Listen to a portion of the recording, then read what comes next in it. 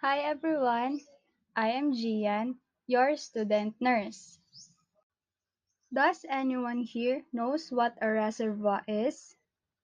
It is a host which allows the pathogen to live and possibly grow and multiply. The reservoir typically harbors the infectious agent without injury to itself and serves as a source from which other individuals can be infected. The infectious agent primarily depends on the reservoir for its survival. It can also be any part of the surrounding area of a healthcare setting, furnishings in the patient's or client's room, and the equipment we use in the healthcare. It is from the reservoir that the infectious substance is transmitted to a human or another susceptible host.